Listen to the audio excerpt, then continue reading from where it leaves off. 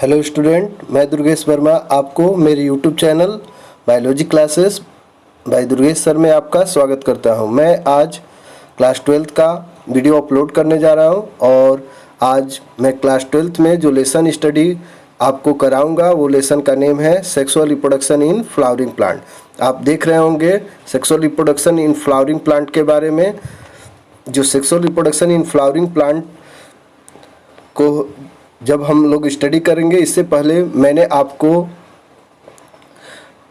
First lesson class 12th का बताया है और फर्स्ट लेसन जो था वो था आपका रिप्रोडक्शन इन ऑर्गेनिजम्स।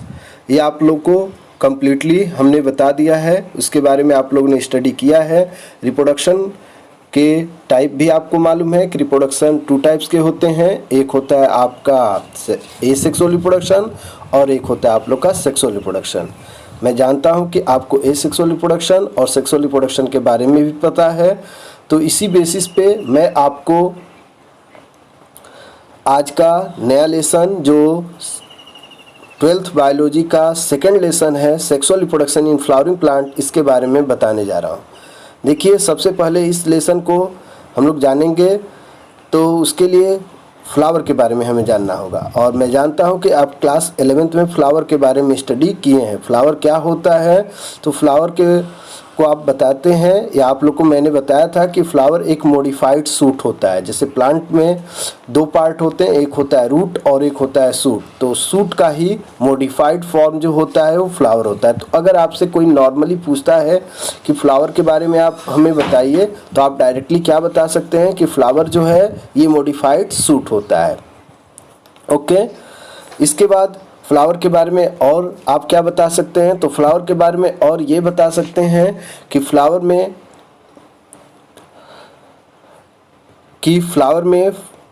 4 होल्स होते हैं। ये भी आप लोग को मैंने क्लास 11 बताया है, जिसमें से फर्स्ट जो होल्स होता है उसका नेम होता है कैलिक्स, सेकंड जो होल्स होता है उसका नेम होता है कोरोला, थर्ड जो होल होता है उसका नेम होता है आपका स्टेमेन और फिफ्थ जो होता है उसका नेम होता है पिस्टिल और कार्पेल। ये सभी आप जानते हैं। तो जो फ्लावर का जब फॉर्मेशन होता है तो उसके लिए जो सूट होता है, सूट पोर्शन में आपने देखा होगा, सूट जो स्टेम पोर्शन होता है उसमें आपने देखा होगा कि नोड और इंटर नोड होते हैं। तो फ्लावर के फॉर्मेशन के लिए जो मेनली रिस्पॉन्सिबल होता है वो इंटर नोड होता है। जब इंटर नोड कंडेंस होता है तो आप समझ सकते हैं कि जब इंटर नोड कंडेंस होगा तो नोड जो होंगे पास आएंगे, और साथ में जब इंटर नोड पास आएंगे और उसके साथ जो इंटर नोड पोजीशन पे जो लिप्स होंगे, वो लिप्स जब कंडेंस होंगे, जब लिप्स एक दूसरे के साथ कंडेंस होंगे तो फ्लोरल पार्ट्स बनाएंगे। तो फ्लोरल पार्ट्स का फॉर्मेशन करने में 2 पार्ट हेल्प करते हैं। सबसे पहले फ्लोरल पार्ट का फॉर्मेशन लिप्स के कंडेंस होने से होता है, और साथ में फ्लावर के फॉर्मेशन के लिए दूसरा जो रिस्पॉन्सिबल होता है वो इंटरनोड्स। तो अगर आपसे कोई पूछता है कि फ्लावर के फॉर्मेशन के लिए कौन कौन से पार्ट प्लांट के रिस्पॉन्सिबल होते हैं, तो एक आप बताएंगे इंटरनोड्स और दूसरा आप लोग बताएंगे वो होगा आपका लिप्स जो इंटर नोड पोजीशन पे प्रेजेंट होते हैं। तो इस तरीके से फ्लावर जो होता है ये मॉडिफाइड सूट होता है, और सूट पोर्शन में आपको मालूम है कि सूट पोर्शन में आपके ब्रांचेज होती हैं, लिप्स होती हैं, नोड्स होते हैं, इंटर नोड्स होते हैं। तो इंटर नोड्स और जो लिप्स मिलते हैं तो ये आपके एक फ्लावर का फॉर्मेशन करते हैं, और फ्लावर के जो होल्स होते हैं उनके फॉर्मेशन में फ्लावर के लीफ रिस्पॉन्सिबल होते हैं। जब लीव्स कंडेंस होते हैं तभी फ्लावर बनता है। अब ये फ्लावर के कितने पार्ट्स होते हैं, अभी मैंने आपको बताया कि फ्लावर के 4 पार्ट्स होते हैं। फ्लावर में 4 होल्स होते हैं। फर्स्ट जो होल्स होता है उसका नेम मैंने अभी बताया था कि कैलिक्स होता है। कैलिक्स के बाद दूसरा जो होता है वो होता है कोरोला, थर्ड जो होता है वो होता है स्टेमेन, और फोर्थ जो होता है वो होता है पिस्टिल और कार्पेल। तो ये 4 पार्ट्स इंक्लूड होते हैं। इसी बेसिस पर, इन्हीं 4 होल्स के प्रेजेंट के बेसिस पर आपने पढ़ा होगा कि 2 टाइप्स के फ्लावर हो जाते हैं। एक हो जाता है आपका कंप्लीट फ्लावर और एक हो जाता है आपका इनकम्प्लीट फ्लावर। कंप्लीट फ्लावर में क्या होता है, तो ये सभी 4 होल्स प्रेजेंट होते हैं, और जो इनकम्प्लीट फ्लावर होता है उसमें कंप्लीट होल्स नहीं होते, मतलब 4 होल्स नहीं होते हैं। या तो स्टेमेन प्रेजेंट होगा, पिस्टिल एब्सेंट होगा, पिस्टिल प्रेजेंट होगा, स्टेमेन एब्सेंट होगा। ओके, तो इस तरीके से फ्लावर 2 टाइप्स के होते हैं, एक होता है आपका कंप्लीट फ्लावर और एक होता है इनकम्प्लीट फ्लावर। फ्लावर का रोल तो आप जानते ही हैं, फ्लावर का रोल होता है एस्थेटिक फॉर्म में हम यूज करते हैं फ्लावर का। मतलब क्या होता है कि हम उसको अपने घरों में लगाते हैं, जिससे कि हमारे घरों में हमारे घरों के चारों तरफ अच्छा फीलिंग होता है, अच्छा मतलब ऑर्नामेंट, मतलब सजावट के रूप में भी हम इसका प्रयोग करते हैं।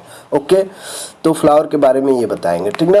तो फ्लावर को जिस ब्रांच के थ्रू हम लोग स्टडी करते हैं वो होता है, मतलब फ्लावर को हम जिस ब्रांच के थ्रू स्टडी करते हैं वो होता है हमारा हॉर्टिकल्चर। मतलब हॉर्टिकल्चर के थ्रू ही हम फ्लावर के बारे में स्टडी करते हैं। और हॉर्टिकल्चर जो होता है वो इंक्लूड किसमें है, फ्लोरिकल्चर। तो फ्लोरिकल्चर जो है, फ्लोरिकल्चर वह ब्रांच होता है जो ऑर्नामेंटल हॉर्टिकल्चर को इंक्लूड करता है, जिसमें हम फ्लावर के ग्रोइंग को, फ्लावर की मार्केटिंग के बारे में स्टडी करते हैं। तो मेनली अगर बात करें तो फ्लावर को हम लोग किसके अंतर्गत स्टडी करते हैं, तो फ्लोरिकल्चर। और फ्लोरिकल्चर किस में इंक्लूड है, हॉर्टिकल्चर में। ओके, तो हॉर्टिकल्चर में बहुत सारे वेजिटेबल्स भी आ जाते हैं, आपके अदर प्लांट आ जाते हैं। फ्लोरिकल्चर क्या है, तो फ्लोरिकल्चर वह बायोलॉजी का ब्रांच है जिसके अंतर्गत हम ऑर्नामेंटल हॉर्टिकल्चर स्टडी करते हैं। ऑर्नामेंटल हॉर्टिकल्चर का मतलब क्या होता है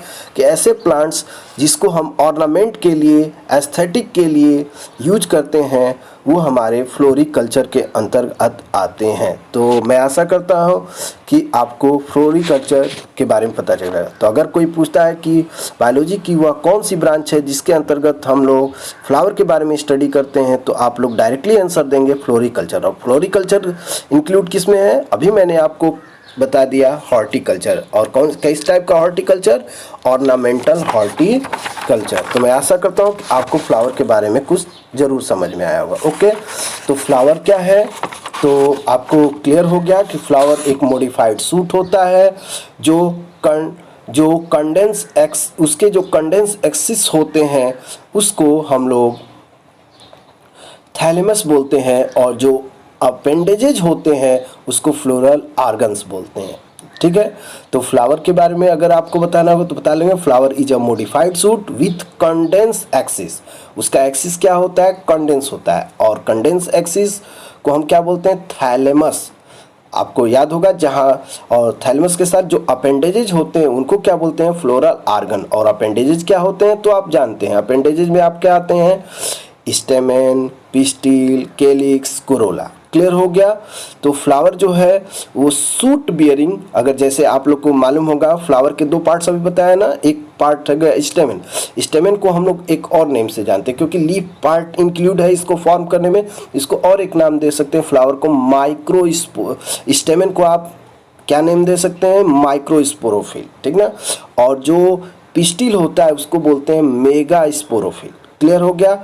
तो माइक्रोस्पोरोफिल किसको बोलते हैं, स्टेमेन को, और मेगा स्पोरोफिल किसको बोलते हैं, तो पिस्टिल को। माइक्रोस्पोरोफिल रिलेटेड टू माइक्रोस्पोरेंजियम, और माइक्रोस्पोरेंजियम रिलेटेड टू माइक्रोस्पोर, और माइक्रोस्पोर क्या होता है, पॉलन ग्रेन। तो माइक्रोस्पोरोफिल जो होता है उसमें पॉलन ग्रेन के फॉर्मेशन को स्टडी किया जाता है, और मेगा स्पोरोफिल जो होता है वो पिस्टिल होता है जहाँ पर मेगा स्पोरेंजियम अर्थात ओव्यूल का फॉर्मेशन होता है, ओव्यूल के बारे में स्टडी करते हैं। ओके, तो फ्लावर के मेनली जो पार्ट होते हैं 2 रिप्रोडक्टिव पार्ट होते हैं, और 2 रिप्रोडक्टिव पार्ट कौन कौन होंगे, स्टेमेन जिसका अनदर नेम हो गया माइक्रोस्पोरोफिल, और पिस्टिल का अनदर नेम हो गया मेगा स्पोरोफिल। माइक्रोस्पोरोफिल के अंतर्गत माइक्रोस्पोर का फॉर्मेशन होता है, और माइक्रोस्पोर का फॉर्मेशन कहाँ पर होता है, माइक्रोस्पोर का फॉर्मेशन होता है माइक्रोस्पोरेंजियम में,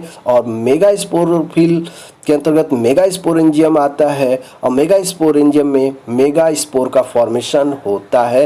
ये सब बातें आप बताएंगे। ओके, तो मैं आशा करता हूँ कि आपको समझ में ये मेरी बातें क्लियरली आ गई होंगे। और फ्लावर के फॉर्मेशन में मैंने शुरू में ही बताया कि फ्लावर के फॉर्मेशन में इंटरनोड्स और साथ में लिप्स इंक्लूड होते हैं। जब इंटरनोड और लिप्स इंक्लूड होते हैं तभी एक कंप्लीट फ्लावर का फॉर्मेशन होता है।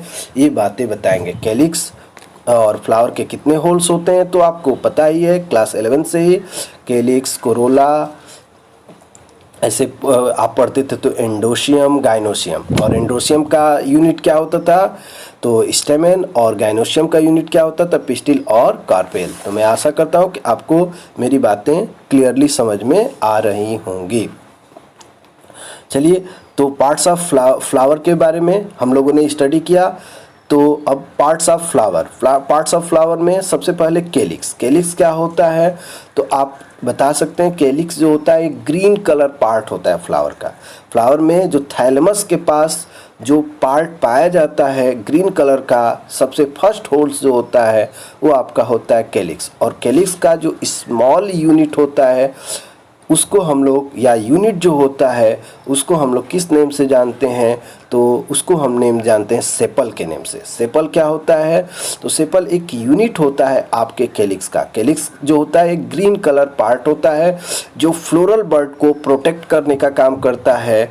जब फ्लावर पूरी तरह से खिला नहीं होता है उस टाइम जो फ्लोरल बर्ड जो होते हैं, शुरू में जो बर्ड होते हैं उनको प्रोटेक्ट करने का काम जो करता है वो होता है आपका कैलिक्स। तो कैलिक्स के बारे में ये आप बता सकते हैं। कोरोला जो होता है ये कलरफुल पार्ट होता है। फ्लावर जो होते हैं जो डिफरेंट कलर आप देखने को मिलता है, लीफ लाइक स्ट्रक्चर होता है और कलरफुल पार्ट होता है, वो कौन होता है कोरोला होता है। कोरोला का यूनिट आप लोग को याद होगा पेटल होता है, और पेटल के ग्रुप से किसका फॉर्मेशन होता है कोरोला का। उसी तरह एक थर्ड पार्ट होता है एंड्रोसियम। एंड्रोसियम जो होता है ये जो होता है इसका यूनिट स्टेमेन होता है। स्टेमेन क्या करता है तो स्टेमेन जो होता है ये दो पार्ट्स को इंक्लूड करता है, एक होता है एंथर और एक होता है फिलामेंट। एंथर के अंदर आप सभी लोग को बताया हूँ कि पॉलन ग्रेन का फॉर्मेशन होता है, माइक्रोस्पोरेंजियम होता है। माइक्रोस्पोरेंजियम स्ट्रक्चर के अंदर माइक्रोस्पोर बनते हैं। उसी तरह फोर्थ जो पार्ट होता है उसका नेम आप जानते हैं। फोर्थ पार्ट का नेम है गाइनोसियम। गाइनोसियम की यूनिट क्या होता है तो गाइनोसियम की यूनिट होती है पिस्टिल और कार्पेल। और पिस्टिल और कार्पेल के अंदर अगर बात करें तो क्या प्रेजेंट होता है मेगा स्पोरेंजियम। और मेगा स्पोरेंजियम के अंतर्गत किसका फॉर्मेशन होता है मेगा स्पोर का फॉर्मेशन होता है। तो मैं आशा करता हूँ कि आपको फ्लावर के बारे में यहाँ तक जो जितना मैंने बताया वो क्लियरली समझ में आ गया होगा। आगे मैं नेक्स्ट वीडियो में और डिटेल आपको बताऊंगा। Okay, thank you.